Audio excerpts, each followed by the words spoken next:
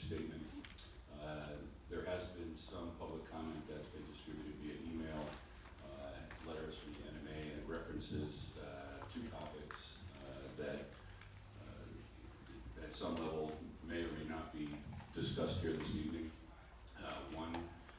Both actually are not agendized. One relates to the optimization of the Seafield, which that initiative had passed through the Harbor Commission, and it had passed unanimously at City Council, and is now going through other processes that include some environmental review, Coastal Commission, and so on.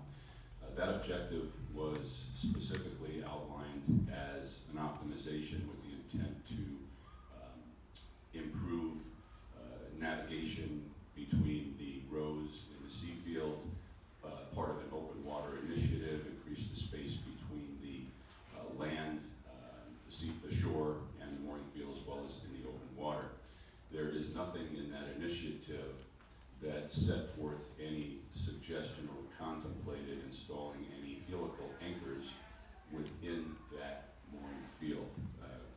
So I want to clarify that in case public comments should reflect some of the correspondence that's been going back and forth. The second item is reference to what is classified in the Harbor and Beaches Master Plan as I believe it's called a proposed project. It is nothing that is currently on the agenda. It is something that, to the best of my knowledge, has never been agendized, but commissioners are allowed to put a placeholder there, and that's pretty much what that is at this point. Anything with respect to a conversion of helical anchor systems throughout the harbor in general would likely result in having to be agendized first, open to public comments and meetings and through the normal process. So I just wanted to make that clarification because I think some of the correspondence may have been a little confusing. So with that, I will open the floor to public comments. Again, public comments are invited on non-agenda items. Speakers must limit comments to 3 minutes before speaking. We invite but do not require you to state your name for the record. The Harbor Commission has the discretion to extend or shorten the speaker's time limit on non-agenda items, provided the time limit adjustment is applied equally to all speakers. As a courtesy, we ask that everyone please turn cell phones off or set them in silent mode. Thank you.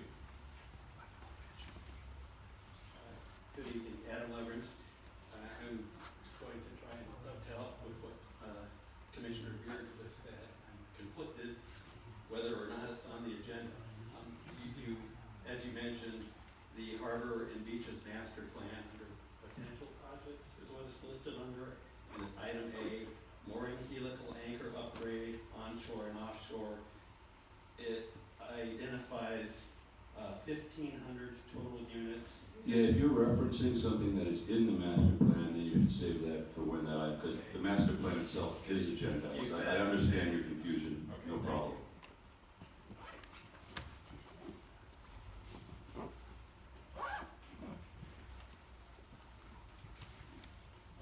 Yes, hi, I'm Chris Bliss. I'm wearing from the T-holder. I just had a question. I wanted to read something relating to mooring field C, which does not even mention the helical anchors. Is that an agenda item or not an agenda item? I don't know.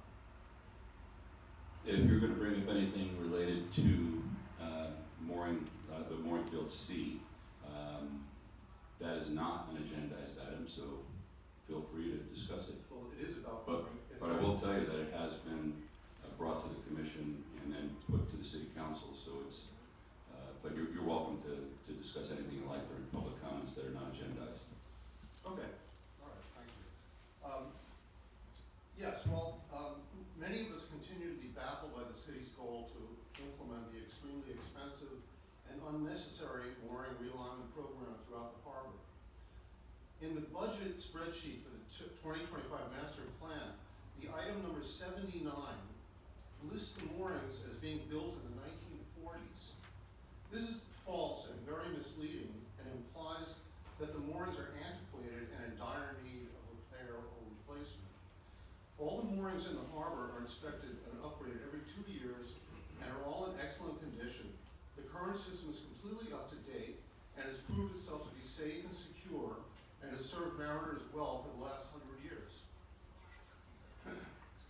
I've heard the argument that mooring chains and tackle are not environmentally friendly because they churn up the mud or impact the eelgrass on the bottom. In fact, first, there is very little to no eelgrass under the moorings as the water is too deep for sunlight. Please see the eelgrass report dated April 2024. And second, on a double point mooring, the mooring tackle rises up and down with the currents. It does not drag horizontally along the bottom as they would on a single point mooring. The yacht clubs use single point moorings, and when they rotate 360 degrees with the wind, they do indeed drag their tackle along a huge circular area, causing far more disruption to the bottom of the bay than the double point system.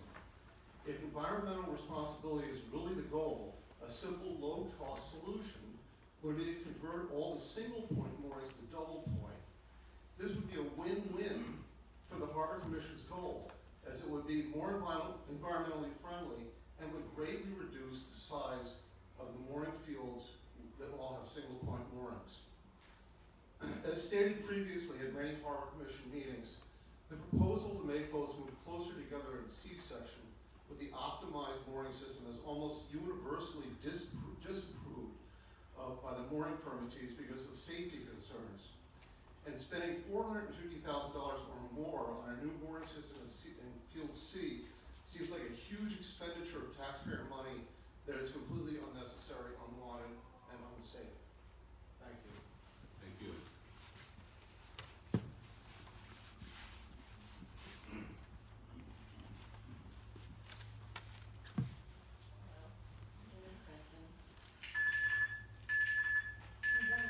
Time's up. Good. I'm concerned that the Harbor Commission has hired at considerable expense at least two entities, NETSR and Noble, that provided inaccurate and or flawed information regarding moorings and mooring fields. I didn't see the RFP for the mooring increase document nor the helical anchor project, so I don't know what information was provided to these consultants as far as what's involved in creating or recreating a safe and accessible mooring. However, there must be other firms that are more capable, knowledgeable, and experienced in providing well-searched and useful results. I've worked with quite a few engineering companies over the years, proofreading and editing proposals, RFPs, reports, contracts, and the one thing I've learned is that you provide all the information necessary to get the results you need, and you confer with the prospective contractors and consultants to confirm that they are satisfied with the requirements and can follow through. Thank you. Thank you. Any additional public comments? Okay, seeing none. Move to the approval of the minutes, draft minutes from the October 9th, 2024 Harbor Commission regular meeting. We move to Commissioner Sarchek. Anything to add? Nothing. Commissioner Williams? Secretary Marston? Okay. Anything else to add? Yours, Commissioner Scully? Yes, I'd like to amend my amended comments, if I could, on page 5, under number 7, current business 1, general plan, harbor and bay element update. On the third paragraph down, I made some adjustments for this meeting, and I'd like to clean them up a little bit to make sure it flows a little better and grammatically correct. So on the third paragraph down in the second line, where it says the Harbor Commissions, I'd like to make that Harbor Commission. On the third line, I'd like to add Commissioner in front of Scully.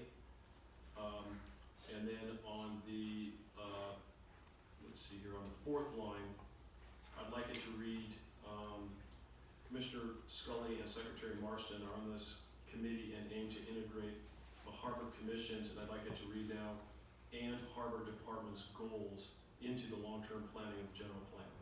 I'd like to add those changes if I could. Very good. Thank you. Anything, Commissioner Young, to add?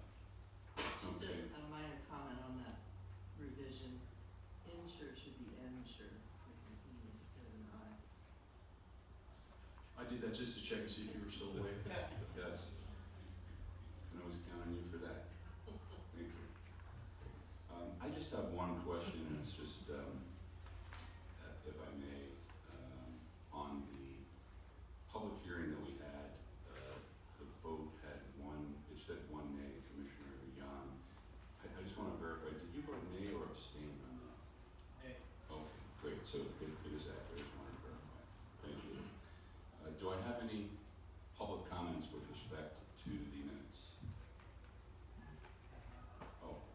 guess, Commissioner Cunningham, you weren't here, I forgot that you were out there in audio, so please forgive me if you have any comments to the minutes. Thank you for thinking about me, Vice Chair Beer, but I was not in attendance last month, so no comment. Very good. Once again, any public comments on the minutes? Seeing none, move to see if there is a motion to approve the minutes with the amendments from Commissioners Scully and myself, and I second. Secretary Marston. Or, is there a motion? Oh, I thought you made a motion. Okay, so moved and I second, how's that? Great. Let's go to vote.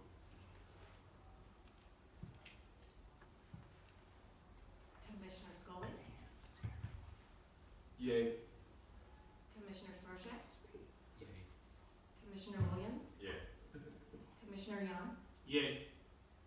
Secretary Marston, Vice Chair Beard, Yay. Chair Cunningham. Abstain. Motion passes unanimously. Thank you. Moving on to item 6.1. It's 2025 Harbor and Beaches Master Plan to consider for approval. With that, do we have a staff report? We do. Great. Thank you. We'd love to hear. Thank you, Mr. Vice Chair. My name is Chris Miller, from Public Works. And we're here to talk about the Harbor and Beaches Master Plan project sheet that I bring to the Harbor Commission on an annual basis. We start this process sometime in the fall. We start reviewing it as an overview, and then I bring it to the Harbor Commission. And the Harbor Commission is requested to provide input on the plan, suggest any changes, whether adding or deleting. And then the Harbor Commission would approve the plan to be forwarded to the City Council's Finance Committee, which generally meets, they meet monthly, but they generally would meet on this topic in the February timeframe. A number of commissioners have been to that particular Finance Committee meeting over the years, so you may be familiar with that process. And what this plan does in broad terms is it is strictly a plan. It is not a budget document.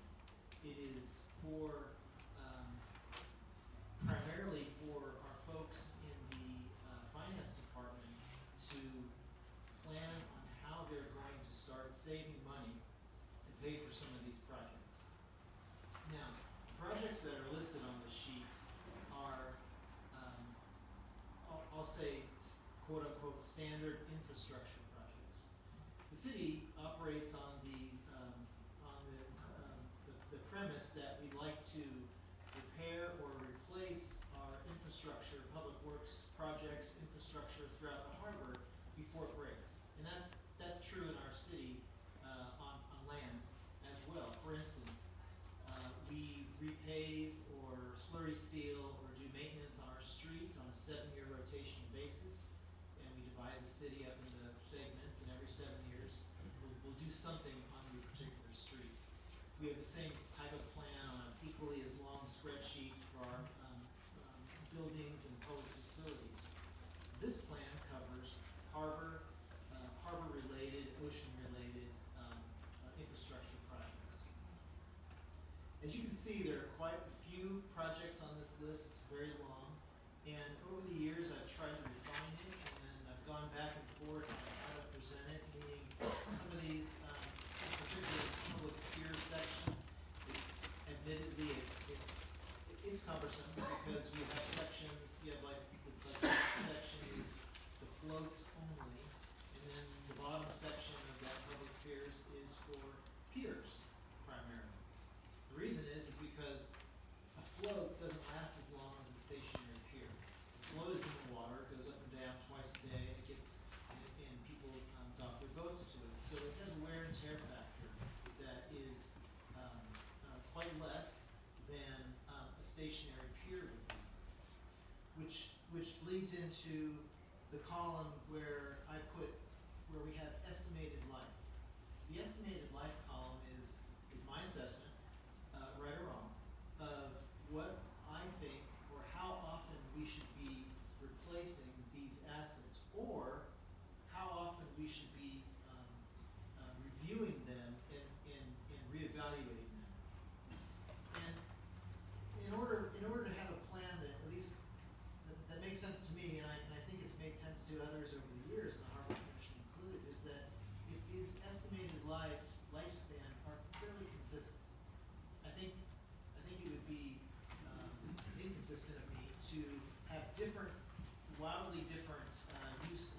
estimated useful lives of the same asset, different locations. So I try really hard to start off with a document that somewhat keeps those useful life years, 40 years, 20 years, 80 years for bulkheads, and so on. Try to keep it consistent. And the intent is that as we inch closer to those decision-making years, we can evaluate them and say, you know, this is doing pretty good. We can add on 5 more years or 10 more years. Maybe this 20 year that we originally had 20 years ago doesn't need to be replaced. We can prolong it a little bit more. But for the sake of having a plan, I think it's important to have a consistent time plan. And then there's this spreadsheet. I'm only allowed to touch portions of the spreadsheet because it's really a complex formula driven, as all spreadsheets are. But this one is especially intensive that our finance department manages. And so they calculate, as the right-hand columns would indicate, you know, how much projects will cost in the future and how much we need to save and so on and so forth. Some of these projects are ongoing projects. Like, for instance, the very first one underneath utilities, it's tide gate valve replacement program. Well, that includes 62 tide gates throughout the city. But it's hard to portray exactly what I mean by that because we don't replace all 62 every X amount of years of their useful life, 25. We do about 2 or 3 a year. And so the formulas reflect that, but I struggle with trying to simplify the spreadsheet yet also trying to accurately tell what I'm trying to say. And so that's an example of what we try to take into account. With all the cells in the spreadsheet, I do my best. I go through every year and I do my best to update the cells. Now, if you were to count how many cells are on this spreadsheet, you know, there's 1,000 cells or something. So, am I going to get it right 100% of the time? No, I'm sure there's some error or 2 or 5 on this spreadsheet that, you know, and like the public commenter said, the year built of the Mooring Field, for instance, 1940s. I think that's about right, whether it's 1940s or 1950s.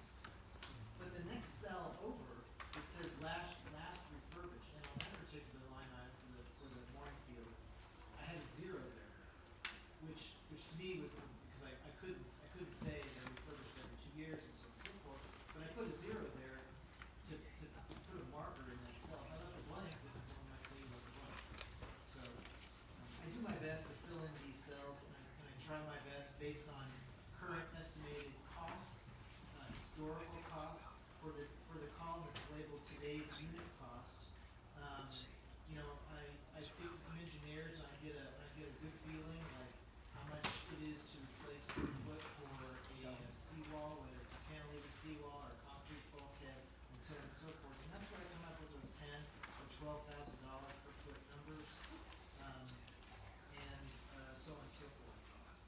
But I think the most important thing, which I'll reiterate, is that this is a planning tool, a document, a living document, as my staff report says, that we can adjust throughout the year. We can fine tune every year.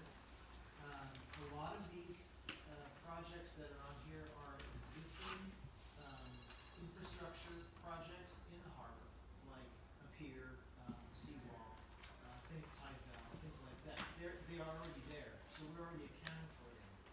But at the very bottom of the spreadsheet is usually, from my experience in creating this document and nurturing it through all these years with the Harbor Commission, where the Harbor Commission, aside from making subtle changes or pointing something out in the upper portion of the spreadsheet, it's usually the potential projects section that the Harbor Commission may or may not have comments. So, for instance, first of all, the Harbor Commission can comment on any line on the spreadsheet. Happy to talk about it and entertain it. But in the potential projects, that is really just a placeholder for discussion and to eventually, maybe or or maybe not, move up into the main portion of the spreadsheet. So just because it's here in the potential projects section doesn't necessarily mean that it will move its way up as a project and go through the process that I previously described for approval.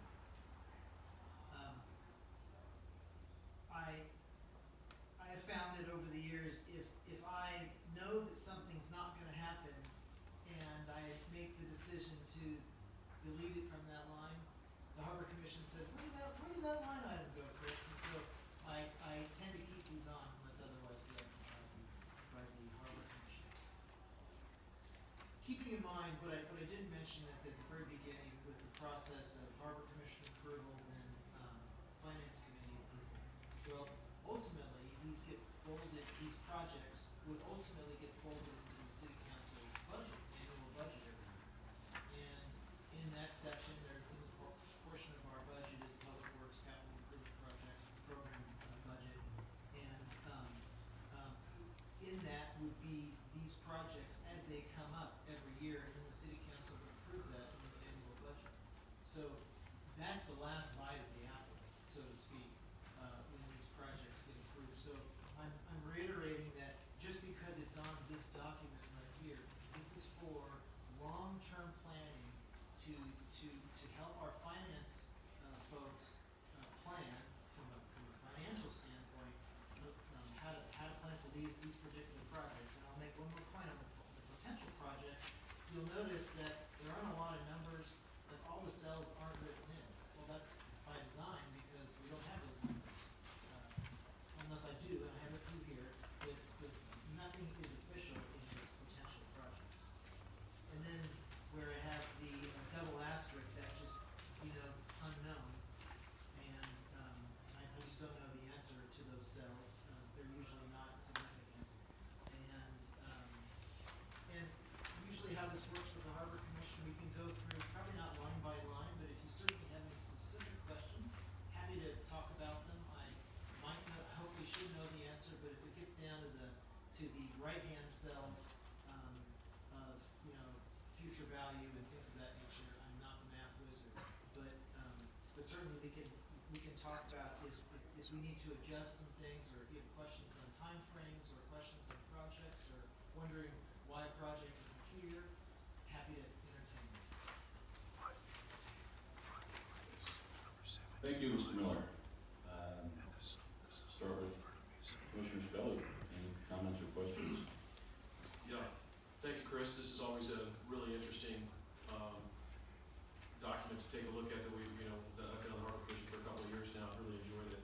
A couple of questions. What's the timing? And I saw here on the Balboa dock basin replacing the slips. Is that going to go forward in 2025? Do you think that's something that's going to happen here in the near term? Well, it's already started, so 2025 is this current year, so how we, we have just started. Okay. And the design process.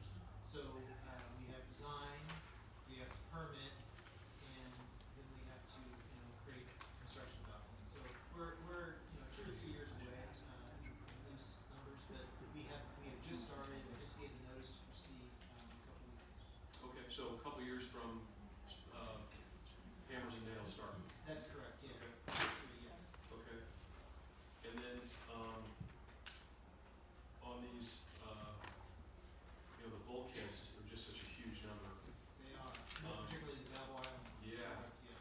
Yeah, I mean, and I was, noticing that, one is showing in 2026, for $50-60 million. Is that? Do you think that will be going forward in 2026? Maybe in design or? Well, definitely in design. So that first column of when you see dates on near the right-hand side is fiscal year design start, fiscal year construction start. Okay. The design start is a known. The construction start, that's our best estimate. Anything can happen between design and construction, i.e. permitting, funding, so on and so forth. But certainly those numbers, I think the big elephant on the page would be the Balboa Island bulkhead project. project, Right, and the ocean pier replacements, Right. Near the bottom. And so, all three of those lines for the Balboa Island start in 2026. And so we have started, or we are beginning to initiate initial studies, and then, so we are working. sorry about that. Okay, excellent, and just last question, the beach nourishment, the three different categories there, will we start that in 2025? Well, beach nourishment, is, as you see, that's ongoing. Right. And so we ask in our budget, in our public works budget, so this includes ocean beach maintenance as well.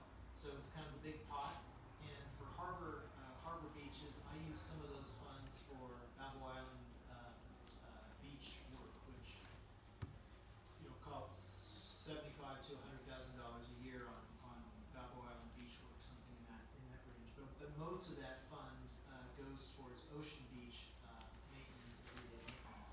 There's also the Surfside Sunset beach project, which is a project that I help out on and have been doing, and I can talk about that if you like.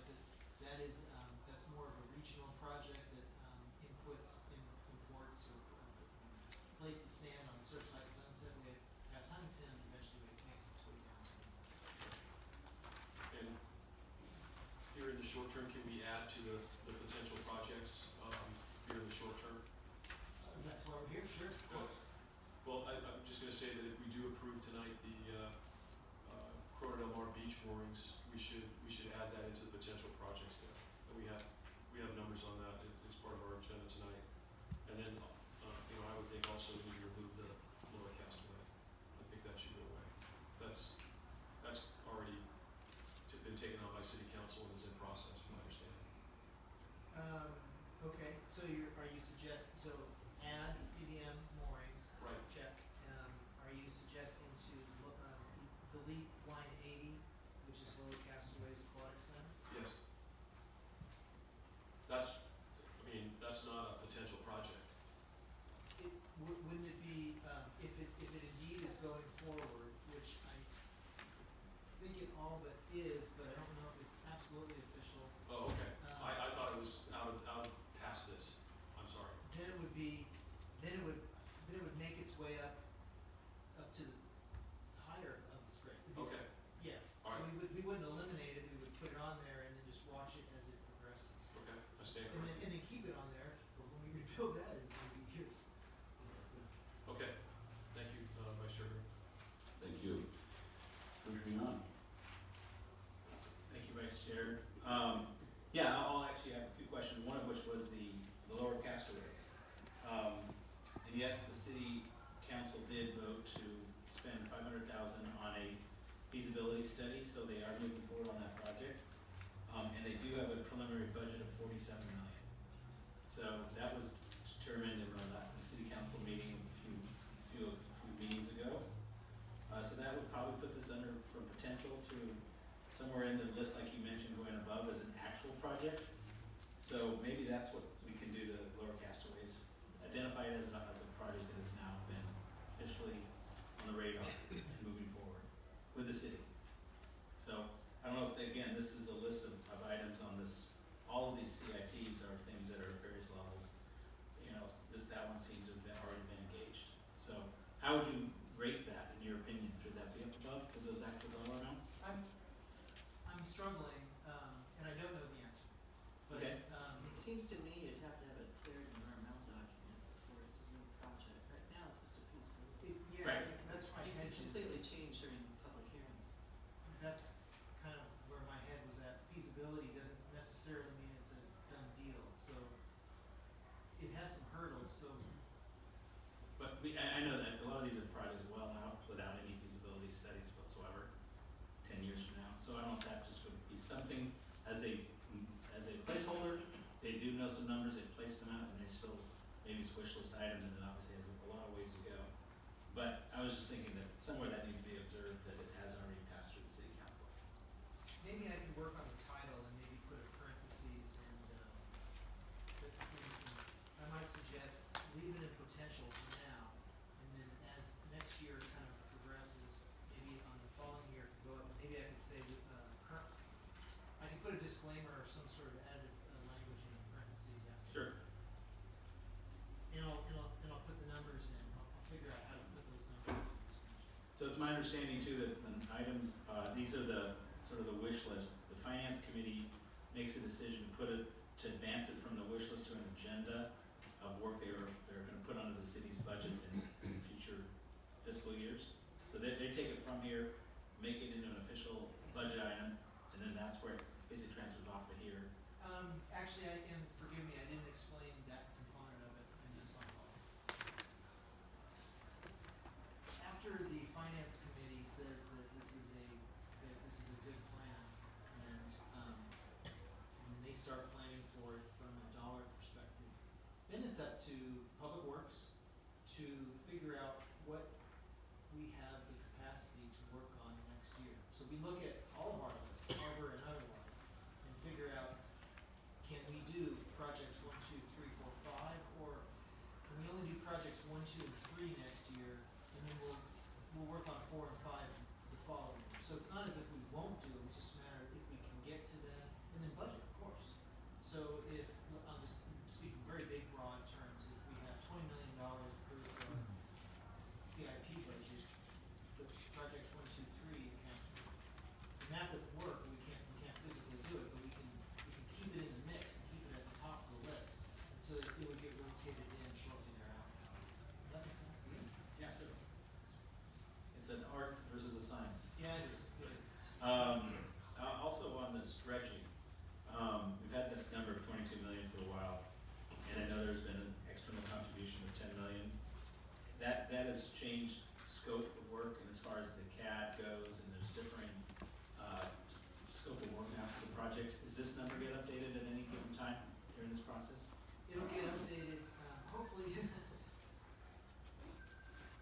Hopefully I'd have to put that down the completed file, line item next year when I come back, or at least it'll be halfway completed by next year. Okay. But, I'm not expecting the number to increase. I hope it stays where it's at or below. We'll know when the project goes out to bid in the next few months, then we'll really know. Right now, we are currently fine tuning the plans and specs and getting ready to put it out to bid around the first of the year. So, When you mentioned the specs, are you talking about the dredging portion or the unsuitable material disposal? I was talking about the project in its entirety, which includes dredging, suitable material, and unsuitable material. Okay. So the project as a whole. Great. And the intent of us, right now, the intent is to start that project in, call it late spring. Okay. Well, that's all I have. Thank you. Thank you, Commissioner. Commissioner Sturts, any comments or questions? Yes, on the bulkheads for Balboa Island, if you look on the right side, it adds up to be about 200 million. So I guess the question is, what determines, it's 10 years out, what determines if that's an actual go is one question. And is there any federal help targeted to help these huge dollars out? If not, that's a $20 million a year savings plan. Right. Bulkheads are very expensive, and so how the spreadsheet works out is, I use my best guess knowledge, historical knowledge, and then on this particular item, I consulted, 2 different engineers, 2 years ago. So it's not quite out-of-date knowledge, I'll probably make another call, next year. But we use our best estimate based on the linear footage of the seawall, and the map is huge. Will that number be the end-all number when we actually do the design and the engineering specific to the north and the south and the east side, or not? I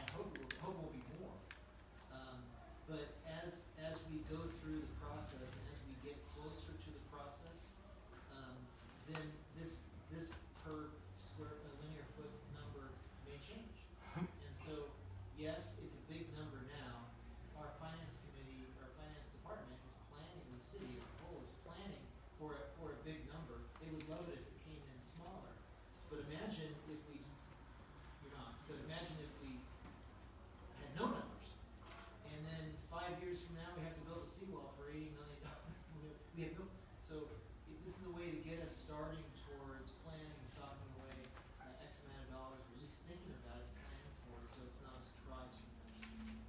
Well, maybe it's, yeah, I'm not really questioning the amounts, I'm just questioning where, I guess maybe it's a finance question of, are they getting federal support, and maybe that Oh. doesn't fall into your realm.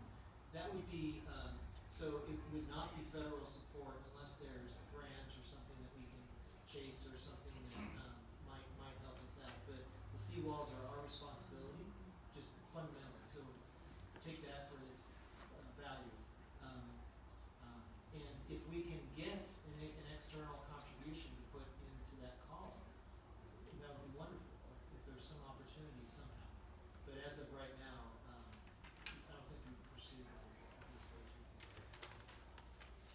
And another question, on the public piers and placement and repair of the docks, which is real exciting, there's 11 of them, I guess, targeted for this year.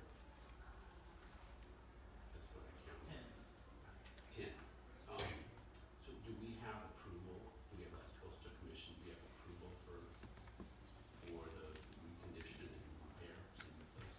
Yes, so, there's a project which is already underway.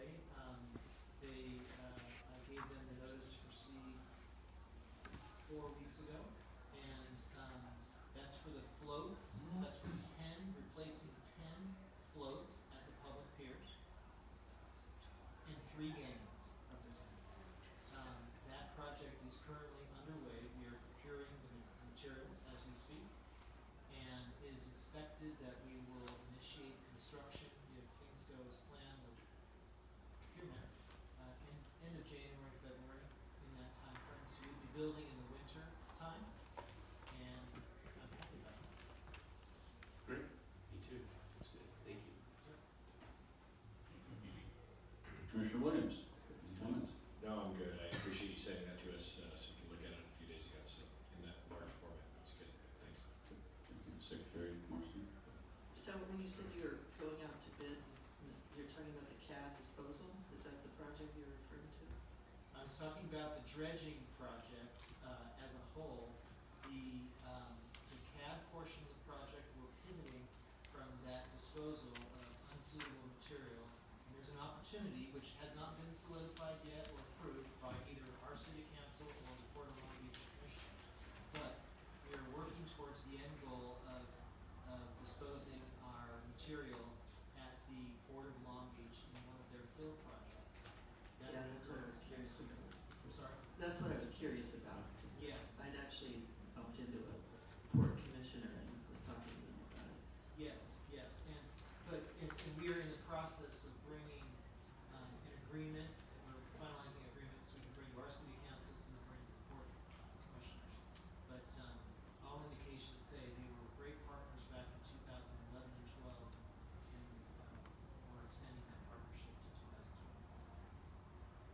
So just a few other questions. On, number 65, the bulkhead, West Newport, where is that? Well, that's another, interesting, like, there's a couple line items there for bulkheads, which say West Newport, and they're generic regional area, that line item. It's various street ends, like on Newport Island, or in that part of the harbor up there. The other one would be Peninsula street ends, so maybe I should have said, well, they're not all street ends, but maybe I could have said West Newport street ends. It's a big number, so I was curious. And I agree with Commissioner Scully on adding the day moorings. What about maintenance for the trash wheel? Is that not a harbor responsibility? Well, the maintenance, so that's a great question that I also didn't bring up. So this plan doesn't really cover, well, there is day-to-day operation, year-to-year Yeah, I mean like operation. longer term, Okay, so longer term, like like major replacement or, yeah. Okay, thank you. Renovation or whatever. Good point. Good point. That should be here. It's not technically in the harbor proper, but, there's a Right, but neither are the day-use moorings, right? But your title is harbors and beaches, I think Yeah. it's okay. Yeah, I think if it uses, I'm not sure if that uses Tidelands funds or not, that might be a driver for being in this program. That's a good question, I'll run it by somebody else, but if the consensus is to include that, like in 10 years, or once we get a feeling for how it works, maybe that would be, handy to have in here, if it's being used, because this is primarily focused on Tidelands funds. But I'll make a note of that. And then on the Marina Park slips, it notes that it was built in 2015. That seems early. Like, I thought it was later. Is that No, correct? it's about that, it was Early? about that time, yeah. Okay. It started earlier, but, it started. And then on the mooring field optimization, so does that include the construction of additional moorings that can be obtained by the optimizing of the field? Or is that a later addition item? And just to be clear, you're on the miscellaneous item. On, yes, 79. yeah. I think the person most qualified is sitting to my right. The Seafield Alignment Project, which is funded at $450,000, that $450,000 does include funds set aside for the acquisition of new mooring equipment. The broader line item 79. Okay, so we were talking about the same project. So that $450,000 includes the optimization of the field plus the addition of, I think it's 7 sets of equipment. Correct. All right, that's it. Thank you. Thank you. Most of my comments have been covered. I still have a couple though. One is under the potential projects, the helicals and the MBMS. They show design start dates of 2024. Would it be appropriate to have those at 2025? I can put whatever date the Harbor Commission would like me to. Oh, I think. I mean, I think we, But 2025, sure. nothing's been, they're just placeholders at this point, so. I wanted to also ask you on the public piers, 2 questions. I noticed there were 10, as you had said, but if you remember, I don't know how many years back it is now, probably maybe 3 or 4 years that we were on that subcommittee looking at all that, and we redesigned the floats and added extensions. Is what's set forth here, is it inclusive of all that design work that we came up with, or was that approved, was it cut back? You know, what's being done? Is it like for like, or are we able to get the additional footage in those docks, piers where floats, where we wanted them? Not where we did the best we could. We were able to get 1 or 2 floats with the extra back wings, as I call them, back floats. But we were held to very high, or the same standards for our eelgrass. And it turns out we had a lot more eelgrass than we anticipated, so that got in our way. And, but rather, so we had to make some decisions on basically getting the dock project approved or not. And we're going through elaborate mitigation. And it was quite cumbersome, I will say. This time last year, I was going through it, and it even came down to where the piles were located. And I had to make some concessions, but ultimately ended up with the desired product. It's just a slightly different form. We did the best job we could with our design. And I think I presented that to the Harbor Commission. I think it might have been earlier in 2024, if memory serves. I can't remember specifically, but I do remember coming to showing the plans. Okay, thank you. And then the other question, I don't know if it's appropriate to mention it here, but with respect to beach nourishment, on the ocean side, there's a pretty good size number there, 14 to 16 million or so, or 16 million, yeah.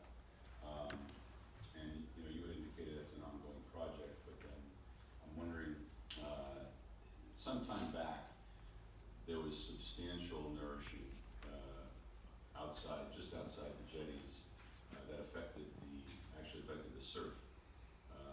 So being a surfer, and I hear from a lot of surfers when that happened, a lot of complaints.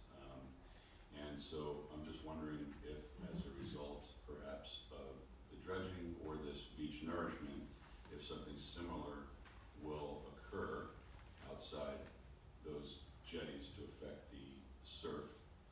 And if so, is to maybe open it up for some kind of just notice, public comment, get some feedback, let everybody know what's going on and why, that sort of thing. Right, and that's exactly what our process usually is. This spreadsheet, this plan, I'm not gonna say it's a wish list, but, because it is a plan, but it's a broad outline of what we need in the harbor or in our ocean beaches.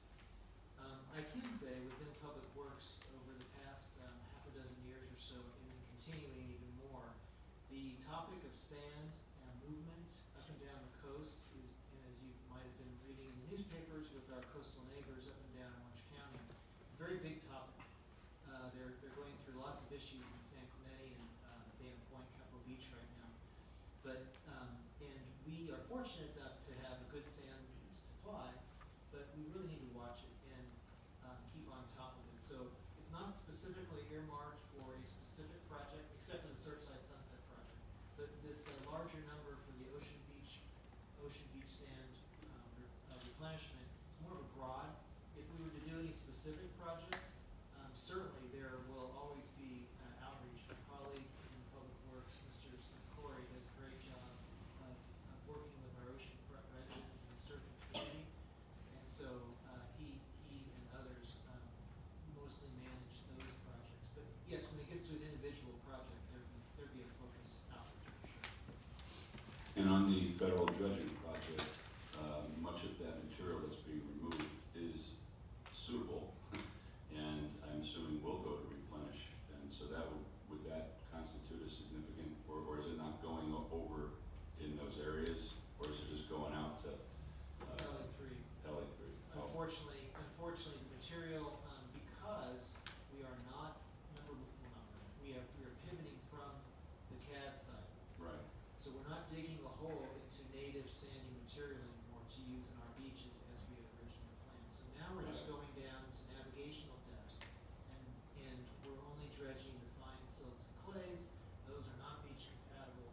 We have to take those 6 miles out to LA3. Understood. I appreciate that. That's good information. I just would like to make one comment that, we have an ever-changing harbor, and the needs of the harbor are changing and very dynamic.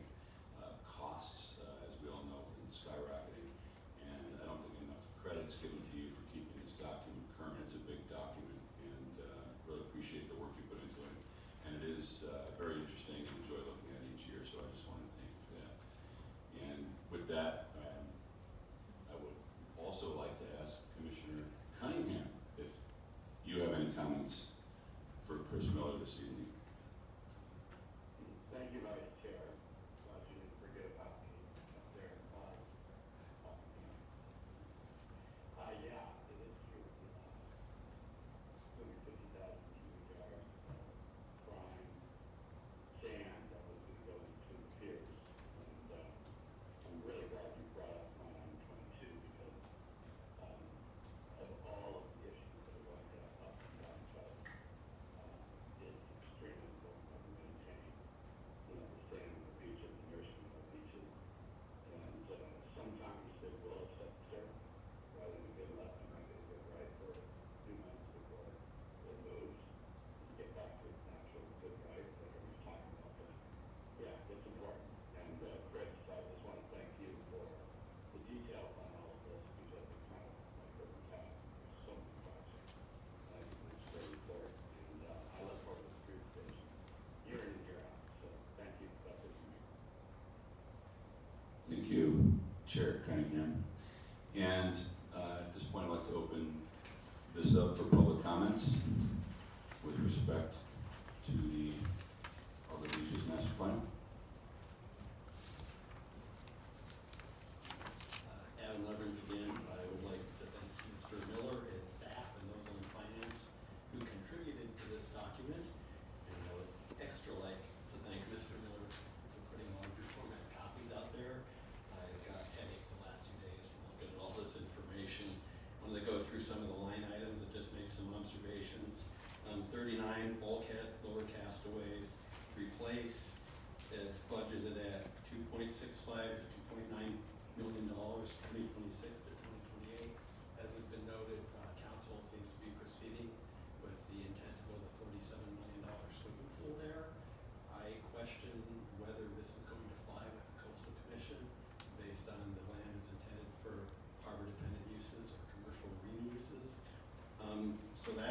expenditure, I don't know that it would be wise to do that in the time frame indicated on here, wait and see how the pool plays out.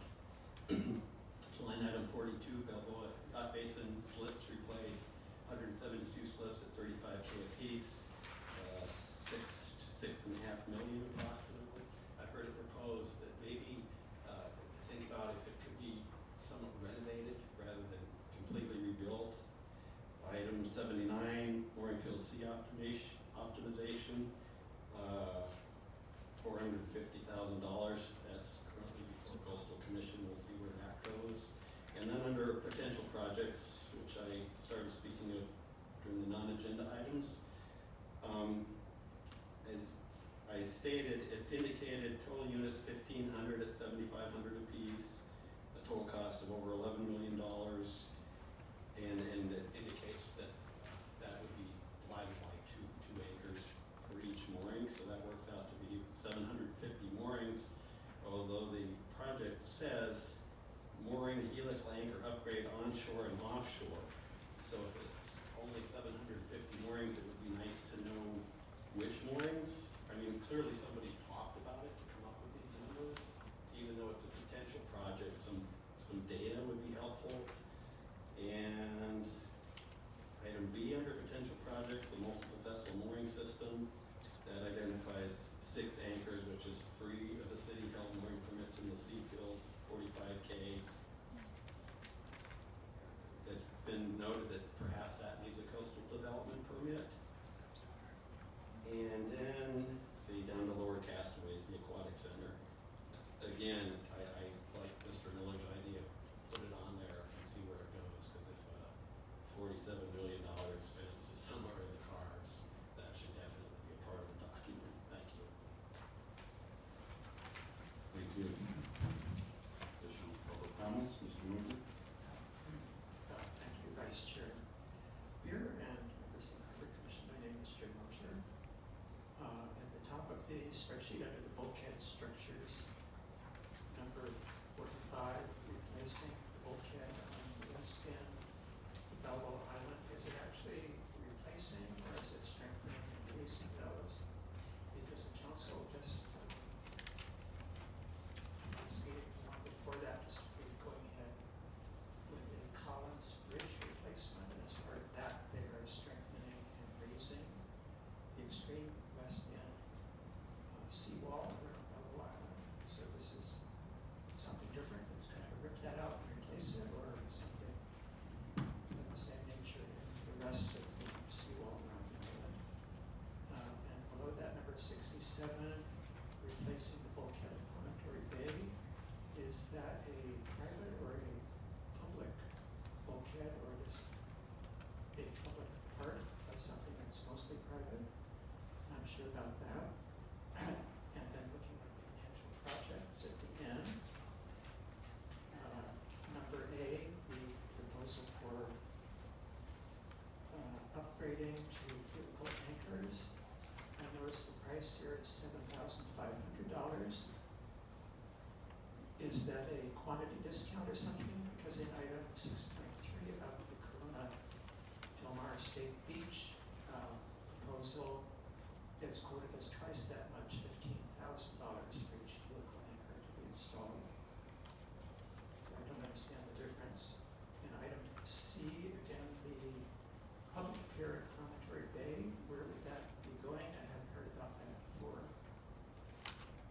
And it has a $600,000 number that doesn't seem to go into the total, so I don't understand why it doesn't go into the total. And then finally, the Lower Castaways Aquatic Center. The only part of that that seems to be a harbor and beaches project is the bulkhead around it, which is item 39 at the top. The rest of it seems to me to be a landside project. A swimming pool is not a harbor project, so it seems to me that belongs in the facilities finance plan, which is very similar to this, and actually is what this came from, rather than the harbor thing. I don't see it as a harbor project. Thank you. Thank you.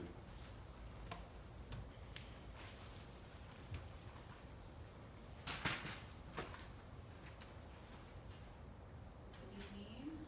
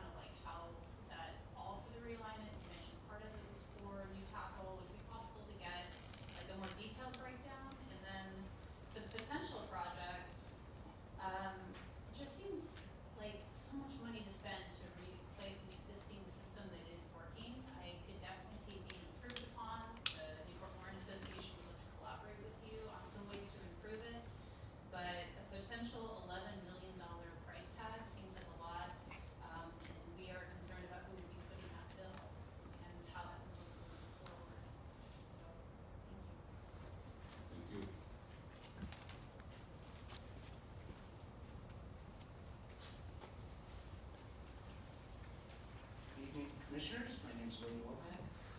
Thank you for all your hard work. And just wanted to mention, as a mooring advocate, whatever this commission and the city continue to hold down expenses related to moorings, I'm just really afraid that all these expenses are going to get passed through to the mooring permit holders. You know, these are low-cost mooring opportunities. There's a lot of scrutiny on this matter right now, and just wanted to ask that you, when you look at these items and consider potential projects, that you really take to heart kind of the voters on the budget, the mooring folks, so that we can preserve this asset that's been around, this opportunity that's been around for 100 years and serves a lot of our community quite well. Just on a little numbers thing, just looking at the potential projects down here, and I think the total is wrong. I think the total should be $12,120,000. Something just to calculate it right. Thank you. Thank you. Any further public comments? Seeing none, I will reference, Ann, if you'd like that breakdown, you can go back on the city website on the previous Harbor Commission meeting where that item was agendized and approved. There is a breakdown in the presentation. If you have any trouble finding that, just shoot me an email. I'm happy to assist. And with no additional public comments, I will take it back to the commission to see if there's a proposal from the subcommittee or current action to approve this plan. I have a question. Sure. Go ahead, Chair Cunningham. He moved. Oh, you made a move. By the way, if you can, I don't know if you're far away from your mic or we're having technical difficulties, but it's a little hard to hear you. So I'll defer that for a moment and let Commissioner Yan ask a question. I'm just wondering, are we approving the document as presented, or are we approving it as recommendations were made? Are we going to specify which recommendations to approve or amend the document before we make a final determination as a commission? Mr. Vice Chair, Yes. the intent was that I would incorporate these comments that I'm hearing from the commission this evening, and then move that, assuming the Harbor Commission agrees to approve it, then I would forward that on to our To finance finance. department, yeah. Correct. So that would be the approval of us. Okay, it's catch-all of everything discussed that goes to Chris, that will then be incorporated in his next revision. That's correct. That's correct. And I would say with the one caveat that assuming later this, I don't know if we can do this, but if later this evening the commission agrees that the proposal for the moorings at Big Corona is approved, then that should be added as a line item. Okay. I'll follow. Other than that, I think it's, as is, we look for a motion to approve it and recommend staff forward it to the Finance Commission for consideration. Any motion for that? I will second Commissioner or Chairman Cunningham's motion. Okay, we have a motion and a second, let's vote. Commissioner Scully, Yay. Commissioner Spurcheck, Yay. Commissioner Williams, Yay. Commissioner Young, Yay. Secretary Marson, Vice Chair Beer, Yay. Chair Cunningham, Yay. the motion carries unanimously. Okay, great. Moving on to item 6.2, which is to consider amending the rules of procedures of the Harbor Commission related to a motion for reconsideration. And Harbor Commission meetings are conducted subject to the rules of procedures of the Harbor Commission adopted on March 10, 2021. Those rules currently provide for a motion for reconsideration at the meeting at which an action is taken. The Commission will consider amending the rules to provide for a motion for reconsideration at the current meeting or the subsequent meeting at which the action is taken. And I will defer to our Art Master for staff report. Excellent overview. Thank you very much for that. Good evening, Commissioners.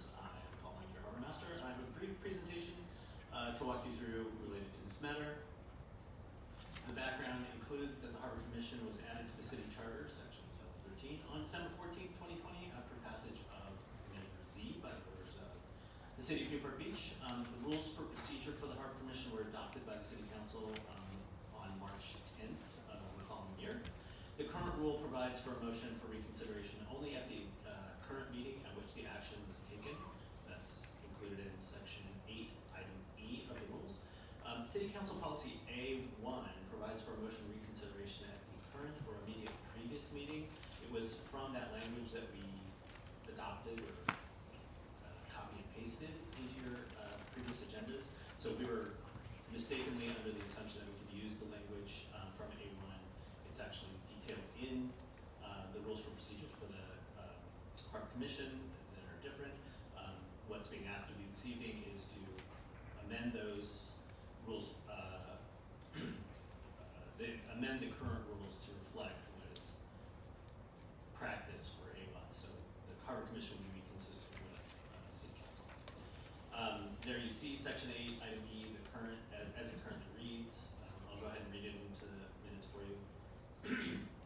Except for a tie vote, a motion for reconsideration in the action taken by the Harbor Commission must be made at the same meeting at which the action was taken, and may only be made by one of the Harbor Commission members who voted with the prevailing side. The proposed version includes the highlighted, bold, and italics language to reflect that the motion for reconsideration must be made at the same meeting or the subsequent meeting.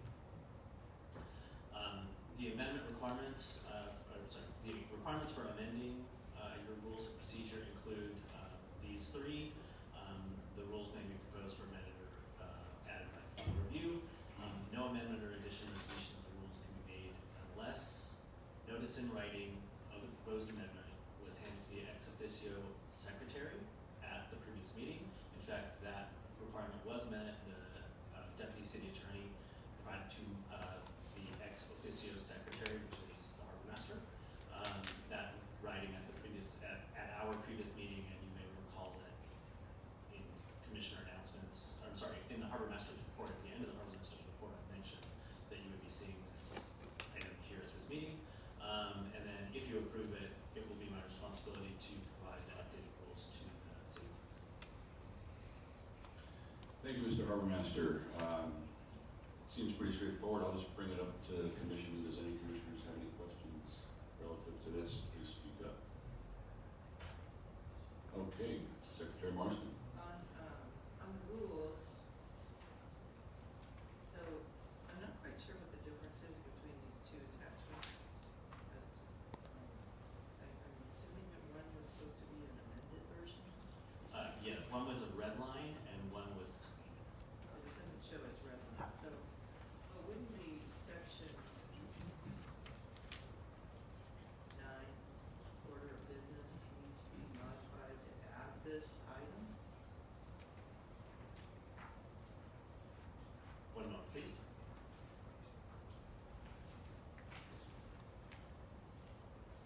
Maybe I didn't get that updated version.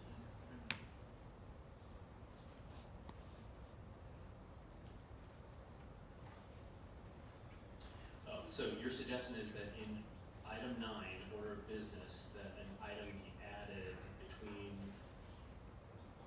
item 10 and item 11 that calls for motions for reconsideration. Right. It's not a requirement. So the order of business, as defined in the rules of procedure, include those 12 items as minimum requirements, but it is well within your authority to add items. So the order of business is prescribed, but additional items of business can be added by the chair. So the opportunity for motion to consideration is simply an additional option that is included in your agendas. It need not be prescribed in the order of business.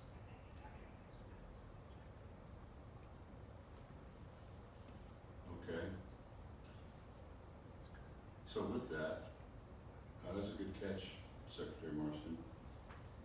And just for consistency, I think it should be put in there, motion for reconsideration. It should be placed between items 8 and 9, which would be consistent with how our agenda is presented. So can I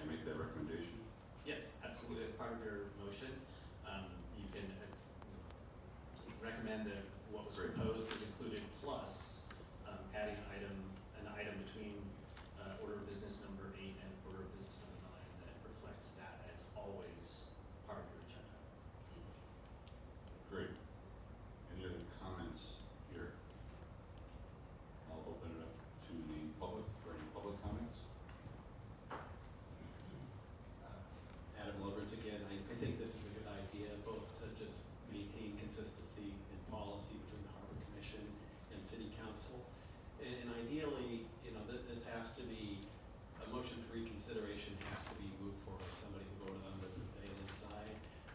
Sometimes there is substantive dialogue and considerations that come about after a motion has been passed. So I think it's wise to give the option to revisit things that are controversial or maybe somebody has some second thoughts on. So I just think this is all in all a good thing. Thank you. Thank you.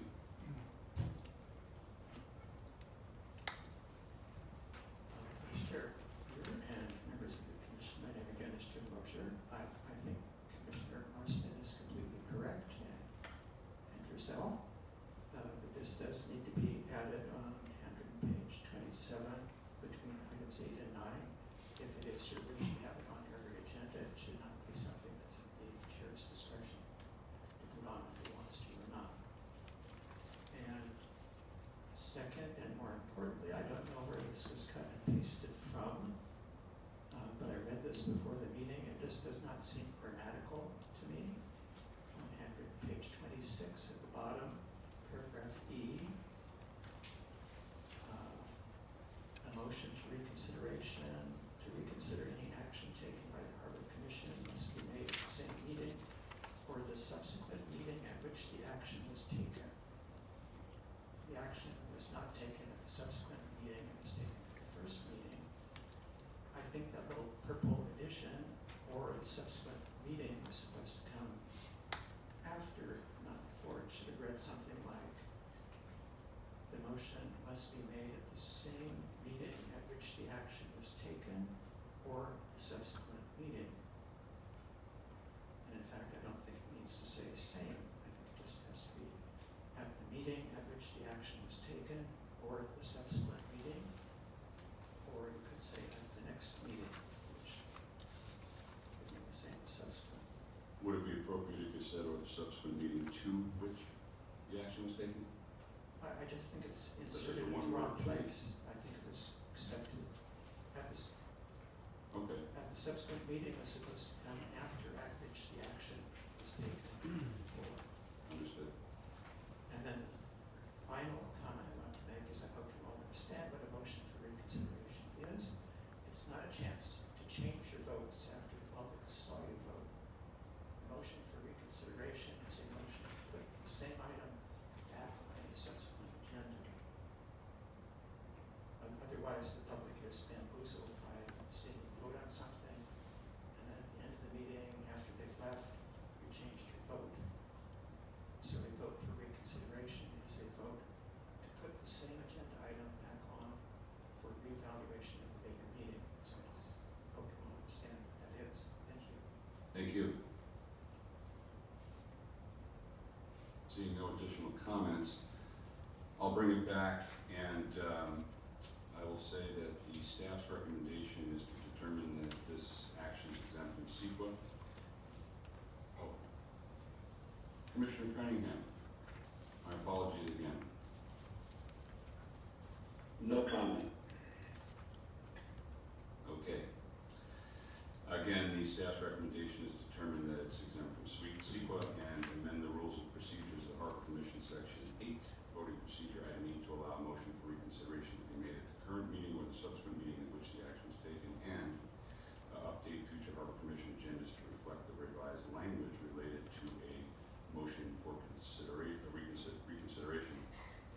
Additionally, to add to that would be to put the motion for reconsideration under the order of business, item 9, between items 8 and 9, as well as make some minor grammatical corrections to item 8E, as referenced by Mr. Mosher. Do I have a motion? So moved. A second?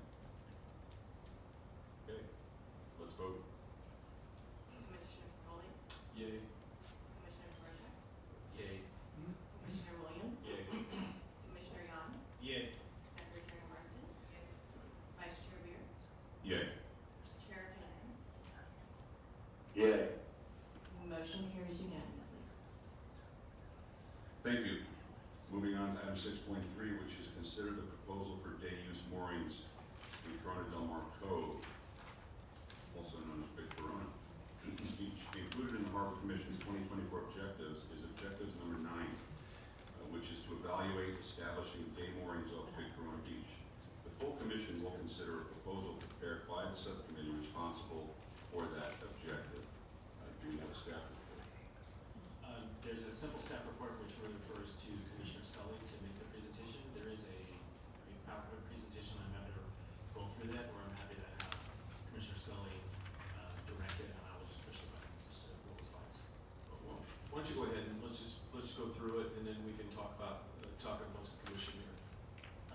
It's pretty straightforward, and I think for some of the people in the room here, we've cleaned up some of the questions and comments that came from previous meetings here. So it's pretty straightforward. So we've got a brief presentation on the matter.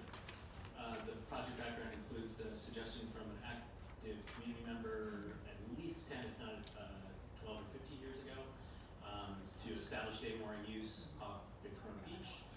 Harbor Commission objective number 9 reads, evaluate establishing day moorings off Big Corona Beach. And the current Harbor Commission objective has been actively pursuing that.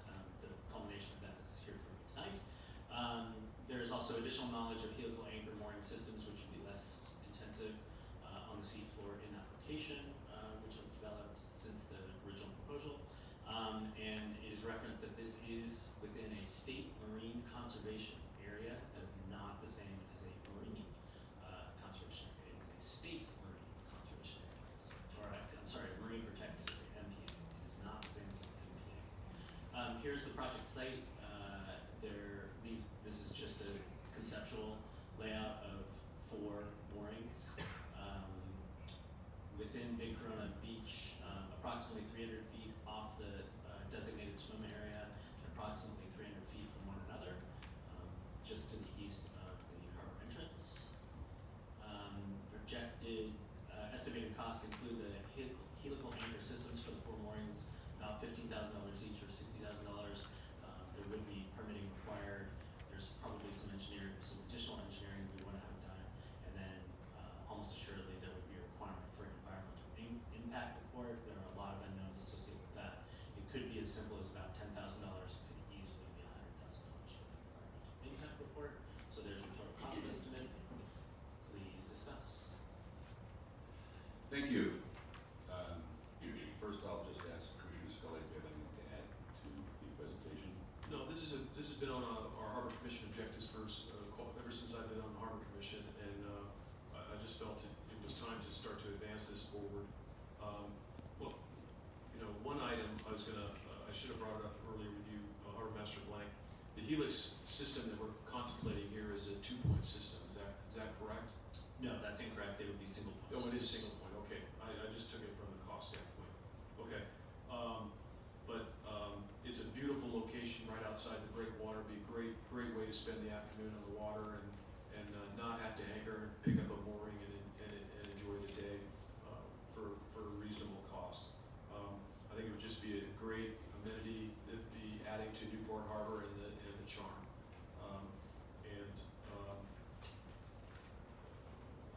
I think that's about it. Other than we did look in Title 17 does give the Harbor Department jurisdiction over those open waters, so there's no issue of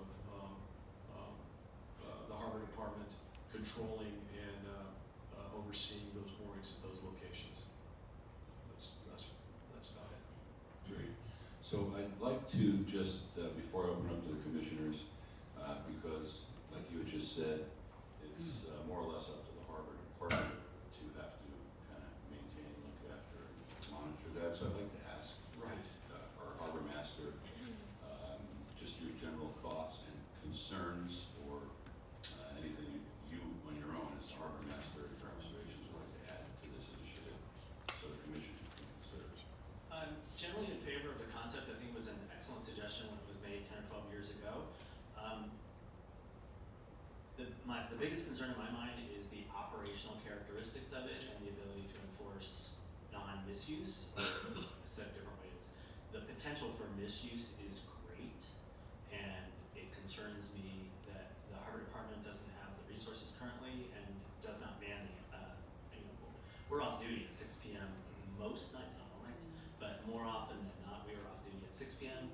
and there is great potential for misuse during our off hours. Okay, thank you. I will start down at this end. Commissioner Spurcheck, any questions of the subcommittee comments? Sure. Your comment about maintenance, it's also the harbor department it's not within the path of the harbor.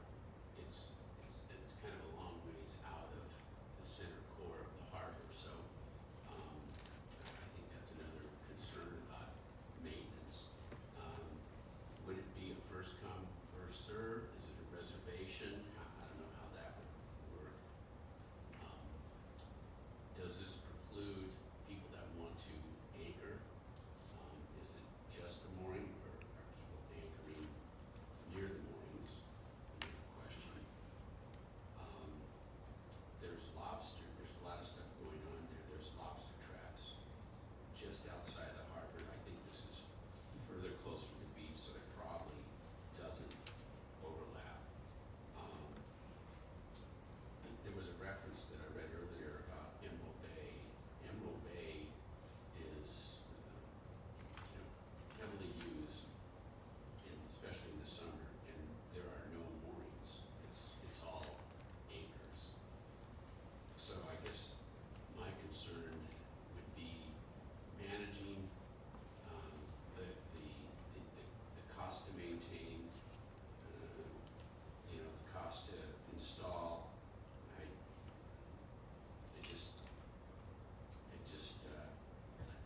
really don't favor it, so that's my comments. Thank you. Commissioner Williams? This is something that quite a few residents have asked for. I see no downside here. We can get into the weeds on costs and maintenance or whatever, but at the end of the day, I think this is opening up more access for the public, so it's as simple as that. Secretary Marston? So how was the number 4 and the spacing determined? There's no specific plan. That was just some dots, but potentially where the moorings could go. I mean, that I don't think has been solidified, but I think that would be done if this was approved and we were moving forward. We get a little bit more specific on that, and we'd have to take into consideration boats that are anchoring and the likes. So that if we were to approve this, the next step would be like a feasibility engineering study and permits and so forth, I think we'd have to go to city council, get approval of the money to do that. That'd be the first thing. and then a study and then Yeah. design and. I mean, would you agree with that, Harbor Master Black? Yeah. Okay, thank you. Thank you. Commissioner Young? What is the sea floor out for Big Corona? Is it all sand? Is there any rocks? Does anyone know? Yes, I believe it's sand, right? It is predominantly sand. Okay.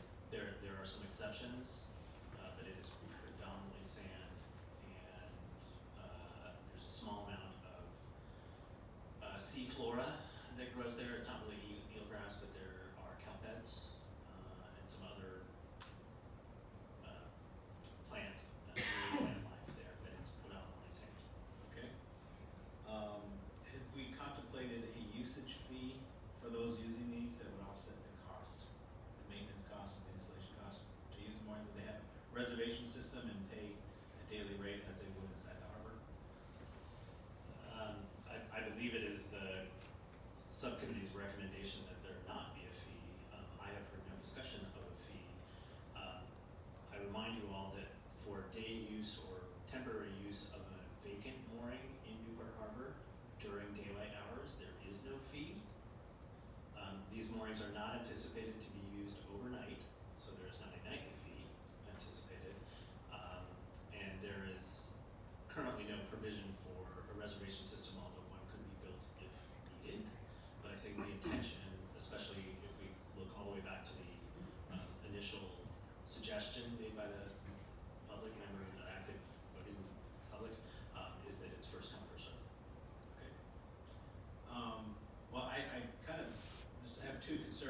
which is if it's only 4 moorings positions, and we can't really mix moorings and anchors kind of the same field, we might be limiting those number of boats that would actually want to use that facility for a given day.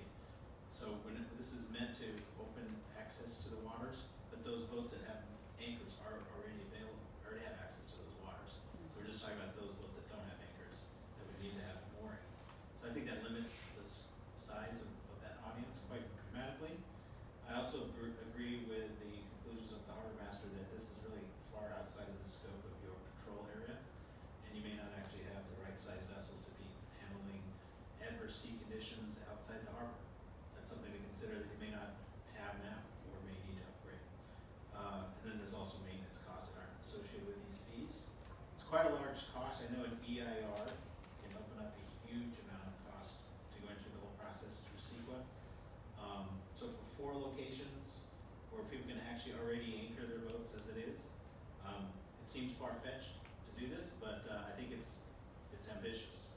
And I think I know we've been talking about it for a long time. I'm glad that our committee has actually taken it to heart and gone through the process to do this, so thank you. Thank you, Commissioner Yon. Chair Cunningham.